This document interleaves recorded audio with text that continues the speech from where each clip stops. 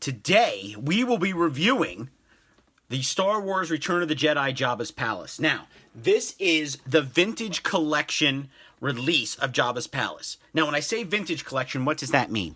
Well, there are certain Star Wars figures that come out in regular packaging, or did up until about a year or so ago. And then they started making highly articulated special edition figures called the vintage collection. So, with this, they've started to release vehicles and playsets now with a vintage look. The vintage look is the old logo. We get a black style box that would be very much in the realm of what a toy would be if you bought it when it came out from Kenner back in 1983. So these vintage collection figures, they have a special package. We'll get to that because in this pack there are actually two figures. So here is a vintage collection recent release of Han Solo. So you see in Stormtrooper disguise, which we've reviewed here. And then here is a vintage collection just card. This is just a card they handed out at Comic-Con of Revenge of the Jedi, which was the working title of the movie. But then again, this is all very modern. This is like 2011. This is 2019. And this box set came out kind of at the end of 2019. It is a Walmart exclusive. You can only get it at Walmart. So, let's get into it. Now, if you are hunting this currently at toy stores, at Walmart, and you're able to go in, they're one of the few stores that are open right now with the virus going on. There have been reports of this box set, and this is about, I believe it goes for about $49.99 at most stores. This box set, which came out, I would say, let's say the fourth quarter of 2019. This came out. This box set averages for about $49 to $59, depending on your Walmart. They have been spotted as low as $13 right now. Princeton, New Jersey had tons of them at that Walmart for $13. So I got this because I'm not going out right now to do my shopping. I got this on Walmart.com for $13.09 with free shipping. I threw in a pack of batteries, got free shipping. So let's open this up here.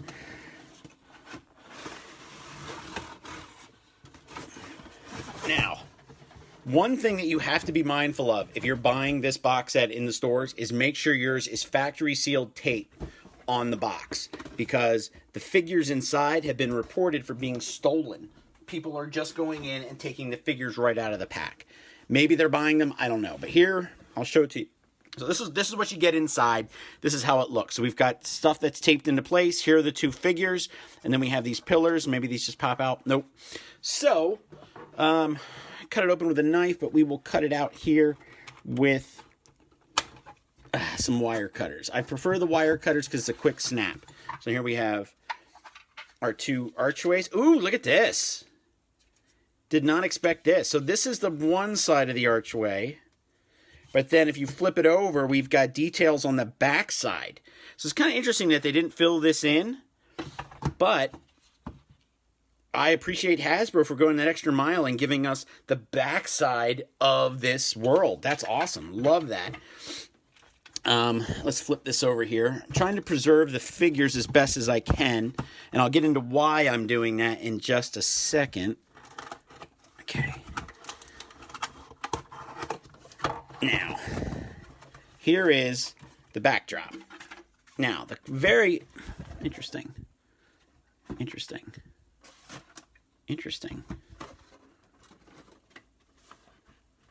Oh, wow. Okay. So this takes it another step further than I didn't anticipate.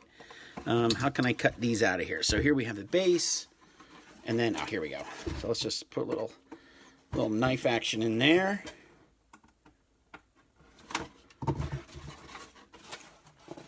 Now, I will keep this cardboard. Call me silly, but I will keep it. So then we get two vintage collection figures. We'll get into them first. All right.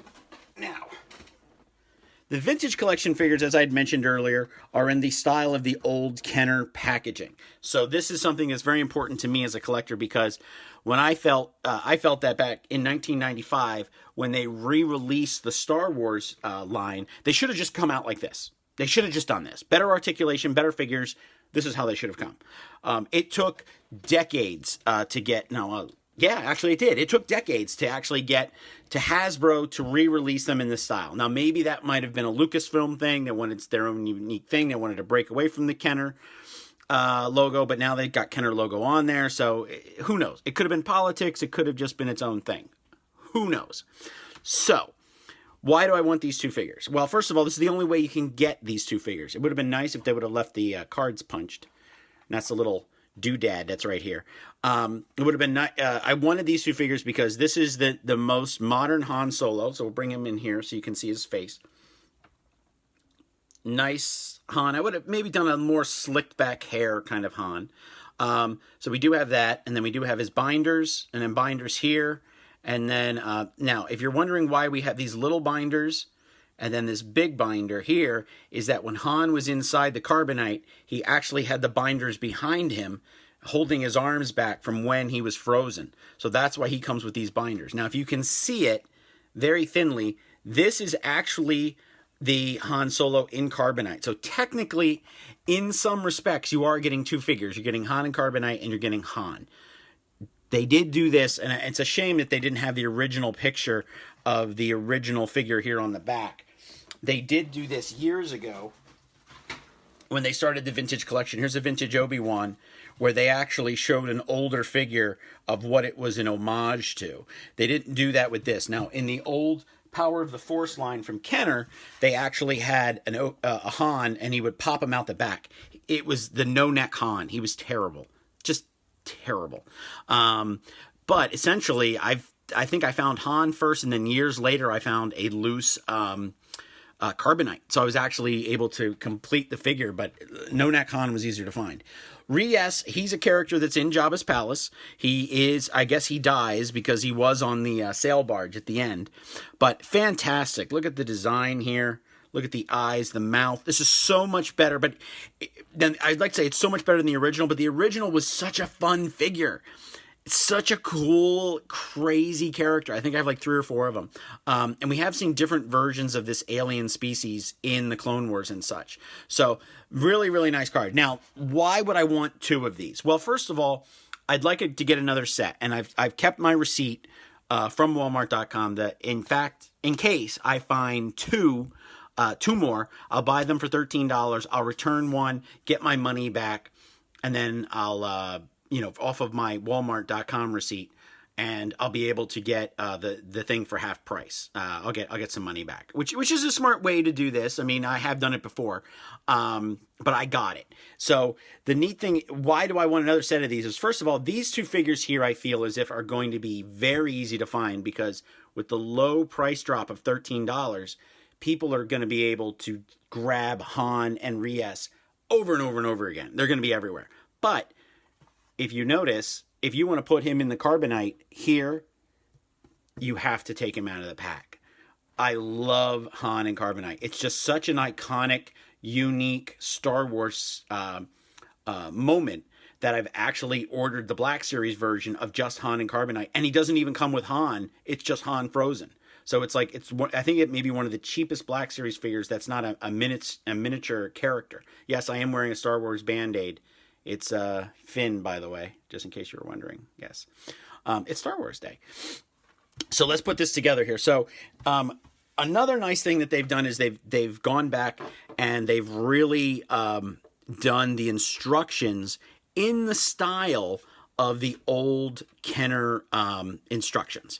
So we do get some black, white, and red writing and overall great material. So apparently here on the back, this would lock Han into place here on the carbonite. So this is where Leia comes in.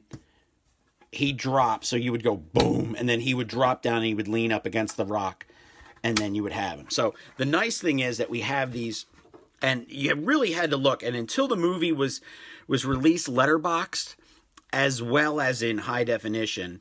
Until the movie was released, letterbox, it was very difficult to see the Tauntaun head that's on the side. That is in the movie. That is screen accurate. The other one is a lot harder to find, and I don't even think it's in the movie. I think they added it here to give that nice dimension. So then what you do is you take these pieces, and then you insert them here, and you insert them here. So we have our own little world of Star Wars for the iconic scene where Leia frees Han Solo. So, this is another thing. Now, let's get back into the figures for a second. So, this thing costs $60. These figures, on average, in the vintage collection line, cost about $13. So, right there is $26. So, you're saying that this playset alone is another $25. See, it's not worth it in the plastic. It's just, I mean, I think it's painted beautifully. I think that there's a lot of great detail. We have the two creatures' heads. We have these little light things that can come through here. You can shine light down.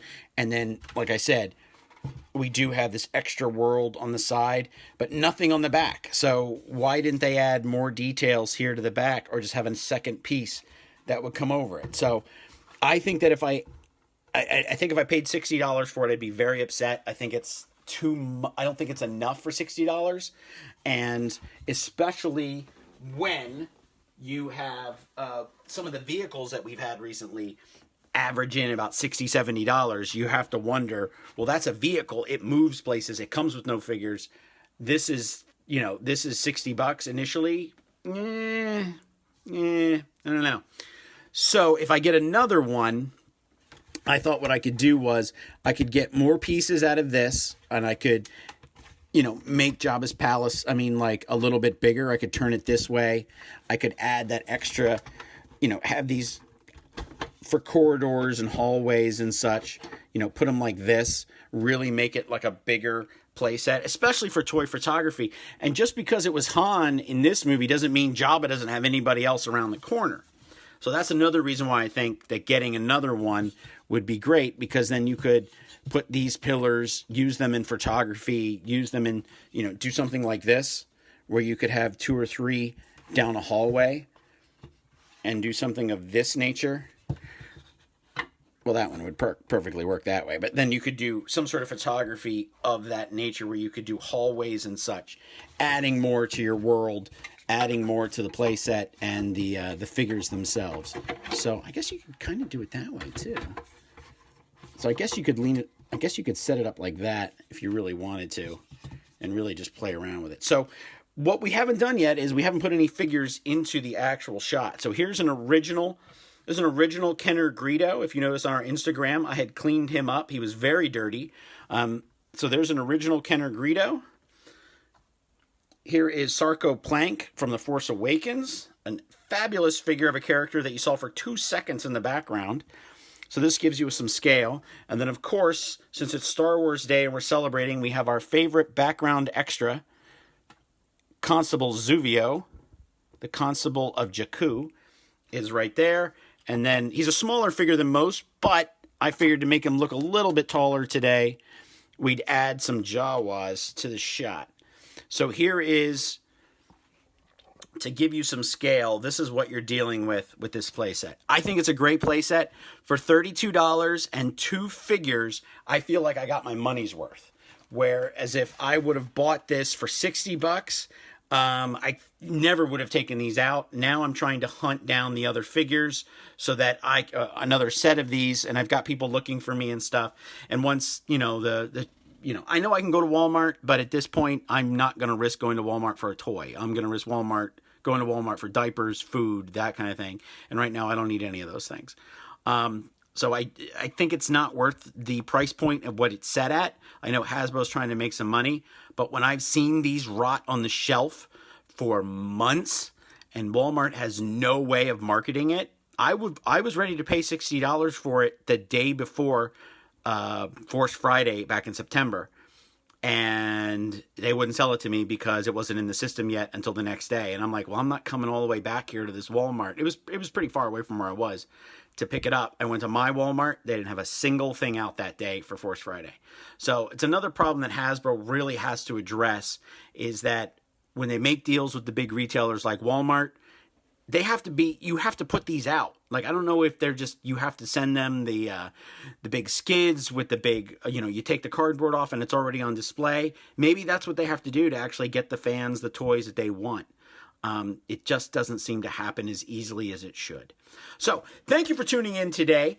My name is Bob. This has been our live review of Jabba's Palace Adventure Set. I'd like to call it a play set, but the box says adventure set. I think it's worth it for $32. 13 is solid. Buy yourself 2 so you can take Han out of the package over here. Definitely want to take him out so you have the carbonite scene with Leia. That's it. That's our special review for Star Wars Day. Thank you for tuning in, and please subscribe to our YouTube channel. Check us out on Instagram. We got lots of posts going up. Thank you. Have a safe day. Please be careful if you're going out trying to find this thing. Just order it online. Thank you.